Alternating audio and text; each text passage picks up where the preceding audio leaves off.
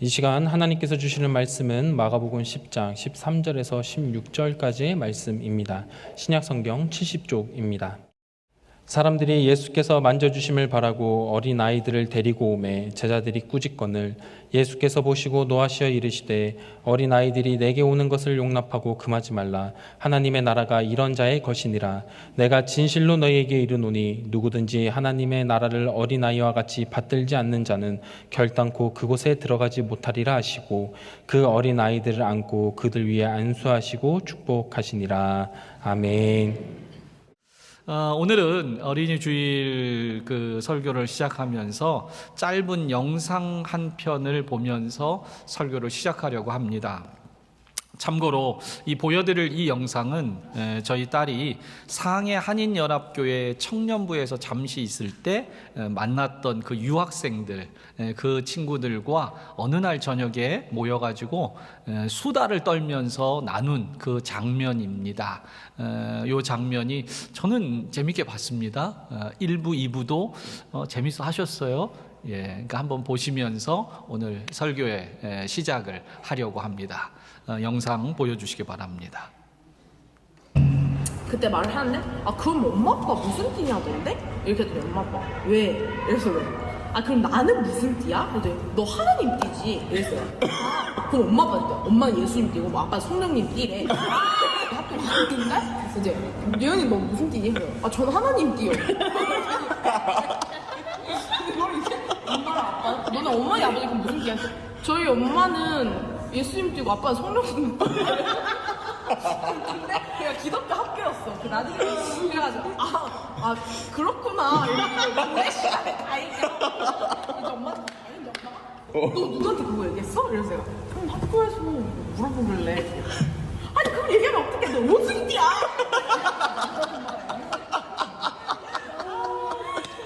저희 엄마는 예수님 띠고 아빠는 성령님 띠. 훔쳐러 갔었어 우리. 나 저녁에 엄마랑 태어난 시간 알아? 궁금해 알려줄 건지 자주 보려고. 그래서 내가 다음날 아침에 알아와서 이렇게 보냈는데 엄마가 우리 애야 축복 시간에 태어난 거.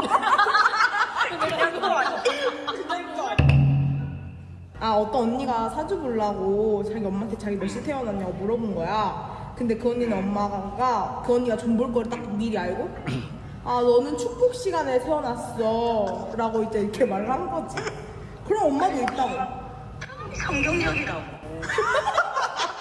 성경적이야. 알겠습니다. 예수님 띠 엄마. 그런 거 보지 마라. 알았어. 안 봐 그런 거. 성령님이 운다.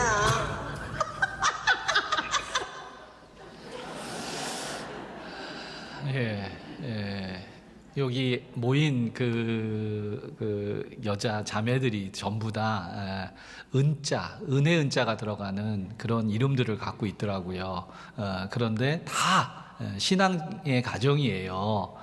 그런데 그 가정에서 자란 이 아이들이 이렇게 대화하다 보면 아마 이런 대화를 하고 있나 봐요. 저도 보면서 깜짝 놀랐고 마침 오늘 그 어린이 주일이어서 이 화면과 함께 이 어린이 주일에 대한 이야기들을 좀 생각해 보려고 합니다. 저는 영상을 보며 무엇보다 우리 자녀들의 신앙에 있어서 이 부모님들의 역할이, 부모님의 영향이 이렇게 지대하구나. 그 어린아이에게 너는 하나님 띠야 라고 말했던 게 그게 어디 가서도 당당하게 얘기할 정도가 됐고요. 사주 보는 딸, 사주 보고 싶어가지고 나 어느 시간에 태어났냐고 하는 딸에게 그 다음날 고민해서 알려준 엄마의 답이 너는 축복 시간에 태어났어. 그리고 그 이야기를 또 들은 하나님의 띠, 예수님 띠 엄마가 영상통화하면서 또 엄마가 뭐라고 그래요? 야, 너 사주 보면 성령님이 운다. 여러분, 성령님이 운다, 너 하나님 띠다 라는 얘기를 어느 학교의 선생님이 해주겠냐고요. 정말 그 영혼을, 그 자녀를 사랑하는 부모가 아니면 누가 성령님이 운다 라는 말을 해줄 수 있겠습니까? 사랑하는 성도 여러분, 오늘 부모의 가르침, 신앙의 가르침이 자녀들에게 큰 큰 지침이 될 겁니다. 폴 스티븐슨의 책 내 이름은 야곱입니다에 보면 그는 자녀를 허락하신 하나님의 뜻이 무엇인가에 대해 이렇게 적어 놓았습니다.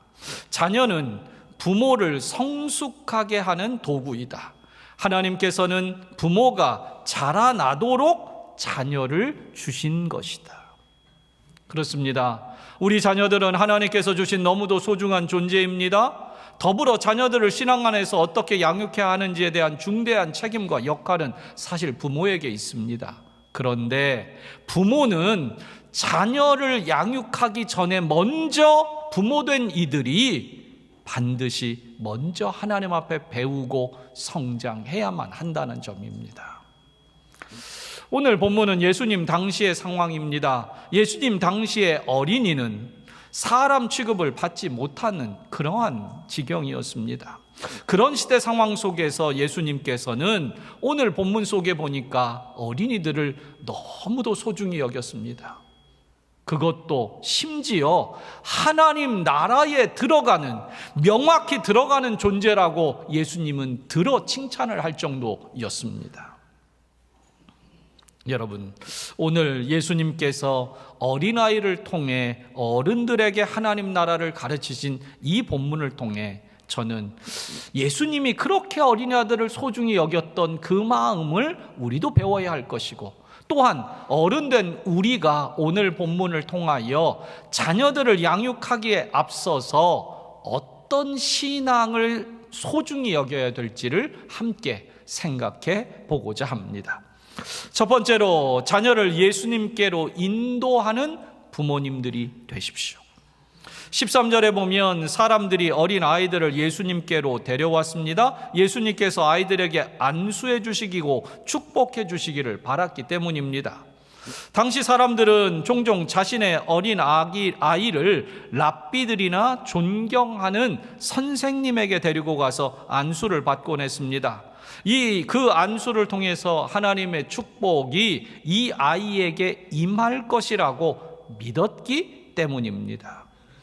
오늘 본문에 보니까 어린 아이들을 예수님께 데리고 왔다고 했습니다. 그러면 이 어린 아이는 누구를 지칭하나? 이 어린 아이는 헬라어로는 파이디아라는 단어를 써서 표현을 해놨는데요. 이 파이디아라는 용어는요, 일반적으로 그 당시에 7살 아래의 아이들을 지칭하는 그러한 말이옵니다. 또한 같은 내용을 기록하고 있는 누가복음 18장에서는 단어를 좀 다른 단어를 썼습니다. 거기에도 아이라는 표현을 했는데 그 아이라고 표현한 단어는 헬라어로 브레포라는 단어를 썼습니다. 이 브레포는 우리말로 하면 젖먹이 아기입니다. 그야말로 젖을 떼지 않은 아기 정도를 얘기할 때 브레포라는 단어를 썼습니다. 이처럼 그렇게 본다면 7살 미만의 어린아이나 젖먹이 아이, 그렇게 어린 아이들을 부모들이, 엄마가 예수님께 데리고 왔다는 겁니다. 그렇다면 그렇게 데리고 오려면 이 아이들 혼자서 올 수 없었다라는 게 전제가 될 겁니다. 즉 7살 미만의 아이들인지라 젖먹이 아기인지라 예수님께 가려면 반드시 부모님의 도움이 필요한 거예요. 부모님의 도움이 없이는 이 아이가 혼자서 예수님을 진리이신 예수님을 찾아 나올 수 없다라는 겁니다. 축복을 받겠다고 나올 수 있는 대상이 아니라는 겁니다. 그런데 바로 이 엄마가, 아빠가 이 아이들을 데리고 예수님께 왔다는 겁니다. 요즘 시대에 좋은 부모는 아이들에게 경제적으로 잘 뒷바라지 해주는 부모라고들 생각합니다. 좋은 것을 먹이고 입히고 좋은 곳에 데려가고 심지어 결혼한 뒤에도 무한 책임을 지는 부모가 좋은 부모라고 그렇게들 생각합니다. 그런데 오늘 말씀을 통해서 묵상해 볼 때, 연결해 볼 때 진짜 좋은 부모는 자녀들을, 그 아이들을 예수님께 데려가는 부모가 좋은 부모입니다. 아이들을 예수님께 데려가는 부모가 꼭 한 가지 바라고 목적한 것이 있을 겁니다. 다른 거 아닙니다. 예수님께서 안수해 주시기를, 예수님께서 손 얹어서 축복해 주시기를, 그리고 안아주시기를, 그런 마음이었을 겁니다. 여기 안수를 받는다는 것은 내 아이가 하나님과 깊은 관계를 맺게 하려는 그러한 목적일 겁니다. 즉, 우리 아이가 하나님의 은총을 받는 아이로 자라게 되길 원합니다. 그리고 하나님께서 정말 이 아이하고 함께 계시는 거 느끼며 사는 아이 되게 바라는 그런 마음일 겁니다. 이것은 자녀들이 세상에 살 때 가장 근본적으로 필요한 겁니다. 여러분, 자녀를 예수님께 데리고 가는 것만큼 중요한 일이 없다는 걸 꼭 아시길 바랍니다. 그렇다면 왜 어릴 때 예수님을 만나는 것이 그렇게 중요합니까? 바로 사람의 자아상과 가치관이 이 어린 시절에, 그렇게 어릴 때 형성이 되기 때문에 그렇습니다. 교육학자들의 설명에 따르면 한 사람의 사고와 인격은 대개 6살 이전에 형성된다고 말합니다. 그런 점에서 본다면 어릴 때 자녀들에게 어떤 가치관을 심어주느냐, 어떤 세계관을 갖도록 해주느냐, 이것은 대단히 중요합니다. 유명한 역사학자인 아놀드 토인비의 어린 시절의 이야기입니다. 사람들이 종종 나에게 언제부터 역사학자가 되었느냐라고 그렇게 묻습니다. 그러면 나는 4살 때부터라고 대답합니다. 왜냐하면 어머니가 나에게 4살 때부터 역사 이야기를 들려주셨기 때문입니다.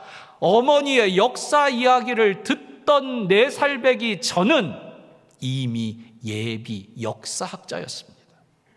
여러분, 어릴 때 하나님을 만나는 것이 중요합니다. 그렇게 성경적인 가치관, 세상의 왜곡된 가치관과 자아상이 아니라 하나님의 자녀라는 그 뜨거운 분명한 그 믿음을 갖는 것, 이게 너무 중요합니다. 천국에 대한 어렴풋한 어설픈 얘기가 아니라 그 확신을 어릴 때부터 갖는 것이 너무 중요하기 때문에 그렇습니다. 사랑하는 부모된 성도님 여러분, 어린 자녀들을 하나님 예수님께로 인도하는 게 첫 번째 중요한 일입니다. 두 번째로는 자녀를 용납하는 부모가 되십시오. 오늘 본문에 어머니들이 자기 아이들을 예수님께 데려와 축복해 주시기를 요청하자 제자들이 막습니다. 예수님께서 어른들을 대하기도 바쁜데 애들은 뭐냐는 그런 투겠지요. 그것을 예수님께서 보셨습니다. 그리고 말씀합니다. 14절에 예수께서 보시고 노하시어 이르시되 어린 아이들이 내게 오는 것을 용납하고 금하지 말라. 하나님의 나라가 이런 자의 것이니라. 예수님께서 어린 아이들을 용납하라고 하셨는데, 용납하다라는 말의 기본적인 뜻은 곁에 두다라는 의미가 있고 용서하다라는 의미도 있습니다. 그리고 금하다라는 말은 방해한다, 막다라는 뜻입니다. 즉 예수님께서는 제자들에게 어린아이를 용납하고 금하지 말라고 하셨는데 그것은 아이들을 받아들이라는 얘기입니다. 그 용납과 금하지 않는 구체적인 표현이 오늘 본문 16절에 나온다고 저는 이해합니다. 바로 예수님께서 용납해라, 금하지 말아라 했던 표현, 그것을 예수님께서 실천하는데, 용납하고 받아들인 것을 실천하는데 어떤 모습으로 실천하셨냐? 16절에 그 어린 아이들을 안고 그들 위에 안수하시고 축복하신 것, 그것이 바로 그 아이들을 용납하고 받아들인 모습입니다. 안수는 이스라엘 전통에서 자녀에게 축복이 계승되게 하는 부모의 권위 있는 행동이라고 할 수 있습니다. 즉 유대인들에게는 이 안수는 굉장히 특별한 의미가 있다는 얘기입니다. 그런데 16절은 안수를 3가지 행동으로 구분해서 표현하고 있습니다. 안고, 안수하시고, 축복하시리라. 예수님의 이런 행동은 오늘을 사는 부모된 우리가 자녀들에게 해주어야 할 행동이고 태도라고도 해석해 볼 수 있습니다. 이 해석은 제가 따로 해석하는 게 아니라 대부분의 성경학자들이나 설교자들은 이 본문을 해석할 때 저와 비슷한 방식으로 해석을 합니다. 그러니까 이 독특한 해석이 아니라는 거예요. 일반적으로 얼마든지 알고 있는 얘기를 오늘은 드리고 있는 겁니다. 그 세 가지가 첫 번째, 자녀들을 안아주라는 겁니다. 자녀들을 안아주라는 거예요.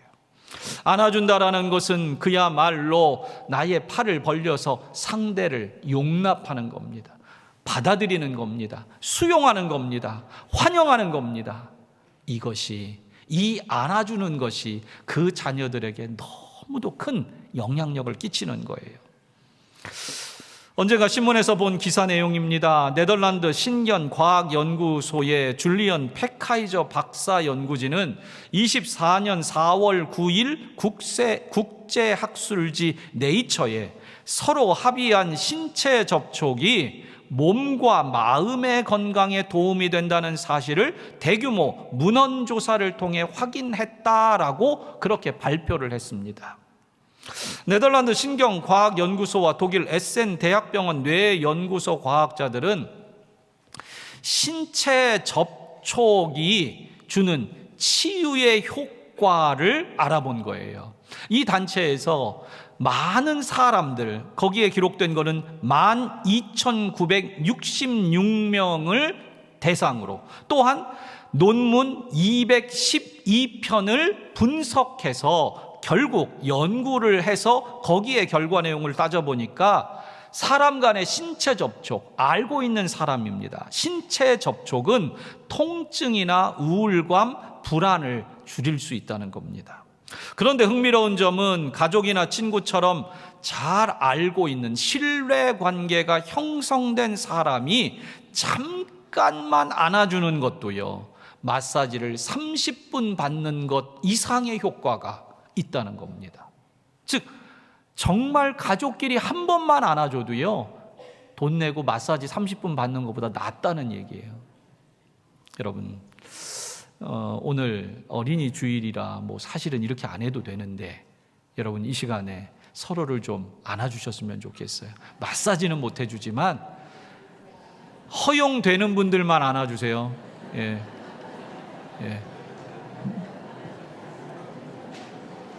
축복하고 사랑합니다. 여러분, 예수님은 모르는 남의 아이를 그냥 무심히 안아준 것이 아닙니다. 정말 하나님의 자녀지. 내가 너희를 위해 이 세상에 왔어. 정말 너희를 사랑해. 내가 너희를 기억해. 그 무한한 애정을 가지고 이 아이들을 안아준 겁니다. 그렇다면 그 아이들을 안았다라는 건 단순하지 않아요. 거기에 하나님의 그 큰 사랑이 이 아이들에게 흘러 들어갔을 것은 분명한 일입니다. 그런 점에서 여러분, 자녀들을 안아주십시오. 안아주세요. 두 번째로는 자녀에게 안수해 주십시오. 안수는 목사만 하는 것이 아닙니다. 부모들에게 주신 거룩한 특권입니다. 성경에 보면 안수는 여러 경우에 했습니다. 하나님의 종으로 부르심을 받을 때 안수했고요, 병을 고칠 때도 안수했고, 때로는 신약 성경에 와서는 성령을 받을 때도 안수해서도 했습니다. 그렇다면 예수님께서 오늘 이 장면에서 아이들에게는 어떠한 목적과 의미를 가지고 안수하셨을까? 제 생각에는 병 고치기 위해서 아닐 것 같습니다. 성령 받기 위한 것은 지금 이 순서가 아직은 아닙니다. 그렇다면 예수님의 마음이 어땠을까? 다른 것 아닐 겁니다. 너희는 하나님의 자녀야. 너희는 하나님께서 복 주시는 하나님의 자녀야. 너희는 꼭 그렇게 자라거라. 그리고 너희들에게 내가 안수하는 이 시간, 하나님이 너희에게 지혜를 주시고 너희에게 감동하시고 너희를 복 주셔서 너희가 살아가는 모든 나날들 동안에 하나님이 함께 계신 걸 느끼며 살아가거라. 그 마음일 것입니다. 사랑하는 성도 여러분, 그런 점에서 볼 때 예수님께서 그 아이들을 애정어린 손길로 안수하신 것처럼 우리들도 자녀들에게 안수하십시오. 안수하며 그 아이들을 위해 축복하면 하나님의 은혜와 기쁨과 사랑과 확신이 그 아이들이 살아가는 나날 동안에 이 어두운 세상 속에서도 든든한 보장이 될 것입니다. 세 번째로는 자녀들을 축복해 주십시오. 자녀들에게 축복의 말을 해주는 것, 이게 중요하다는 겁니다. 자녀를 향한 부모의 말에는 축복의 권세가 있습니다. 그러므로 때로는 부족하고 더딘 모습이 보이는 자녀들일지라도 여러분, 비난하지 말고 낙심하지 말고 그 자녀들에게 축복의 말을 해주셔야 합니다. 유명한 과학자인 아인슈타인 박사의 어린 시절, 학생 시절 이야기입니다. 그는 그 시절 얼마나 공부를 못했던지 성적표에 한 번은 이런 평가가 기록되어 있었다고 합니다. 이 학생은 앞으로 무슨 공부를 해도 성공할 가능성이 없습니다. 여러분의 자녀가 만일 이런 평가표를 받아왔다면 여러분은 뭐라고 했겠습니까? 아마 보통 이렇게 말했을 겁니다. 얘야, 너는 도대체 누구를 닮아서? 아빠를 닮았구나. 아니면 엄마 아빠가 너한테 못 해준 게 뭐니? 그런데 남들만큼은 해야 될 거 아니니? 라고 그렇게 좀 말하지 않겠습니까? 그런데 이 아인슈타인의 어머니는 그러한 평가표를 받아온 그 글을 읽고 그 앞에 있는 아들을 뜨겁게 안아줍니다. 그리고 이렇게 말했답니다. 얘야, 아무 걱정하지 말아라. 너는 하나님의 특별한 자녀란다. 하나님은 내가 잘할 수 있는 것 한 가지는 꼭 주셨단다. 그러니 이제부터 그걸 찾아보자꾸나. 여러분, 이 아인슈타인 어머니의 이 말이 아인슈타인에게 어떻게 됐을까요? 분명히 축복의 씨앗이 됐을 겁니다. 왜냐하면 어머니의 축복의 말을 그 아들이 마음에 받았거든요. 선생님의 평가보다 엄마의 기대와 축복의 말이 그 아인슈타인의 미래를 바꾸는 힘이 되어줄 수 있었던 겁니다. 여러분, 오늘 우리도 우리의 자녀들을 보며 때로는 좀 실망스럽습니다. 좀 더 좋은 성적이 나왔으면 좋겠고, 좀 더 어떤 상황에 대해서 지혜롭게 대처했으면 좋겠고, 어떤 일들에 대해서도 좀 부지하고 성실했으면 좋겠는데 그렇지만 못합니다. 그러나 온전하지 못하고 성숙하지 못하고 기대에 못 미칠지라도 정죄나 판단이 아니라 이제 축복의 말을 하십시오. 안아주며 축복의 말을 하십시오. 세상의 선생님들의 평가가 아니라 하나님의 부모님, 하나님의 마음을 닮은 부모의 심정으로 축복의 말을 심으십시오. 그러면 그 자녀는 그 축복에 부응하는 사람으로 반드시 자랄 것입니다. 끝으로 어른된 이들은 어린이에게서 배워야 할 점이 있음을 잊지 말아야 합니다. 아이들이 예수님께 오는 것을 막지 말라고 하신 예수님께서는 계속 말씀을 이어갑니다. 14절 끝부분입니다. 하나님의 나라가 이런 자의 것이니라. 내가 진실로 너희에게 이르노니 누구든지 하나님의 나라를 어린아이와 같이 받들지 않는 자는 결단코 그곳에 들어가지 못하리라. 예수님은 그 어린 아이를 통해서라도 하나님의 나라를 어른들에게 가르칩니다. 어른들에게. 여러분, 오늘 우리가 어린이들을 통해 배워야 할 것을 예수님은 우리에게 가르치는데요. 그것은 바로 하나님의 나라를 받드는 것입니다. 오늘 본문에 우리 한글 성경은 받들다라는 번역으로 해놨는데 사실 정확한 번역은 받아들이다라고 번역하는 게 맞습니다. 받아들이다. 받들다는 떠받치다라는 개념이지만 받아들이다라는 것은 이것은 내가 그것을 그대로 동의하고 수용한다라는 개념입니다. 헬라어 단어도 데코마이라는 단어를 썼는데 이 단어는 손으로 받다, 영접하다, 때로는 붙잡다라는 뜻으로 번역이 됐고요. 신약 성경에서 이 데코마이라는 단어는 영접하다라는 단어로 번역이 되곤 했습니다. 영어 성경도 웰컴이라는 단어, 환영한다라는 단어, receive라는 그런 단어로 번역을 해놓았습니다.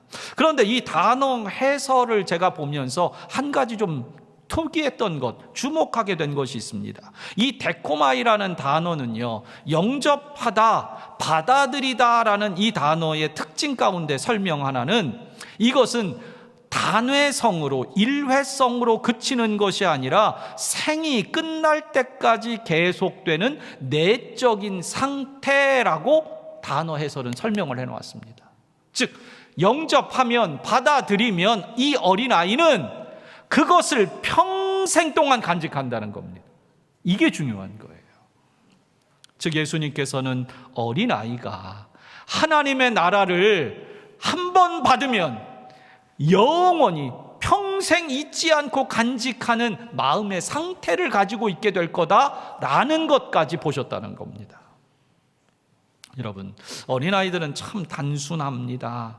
어린아이들은 복잡하게 계산적으로 살지 않아요. 어린아이들에게는요, 전도하면 아이들은 그대로 믿습니다.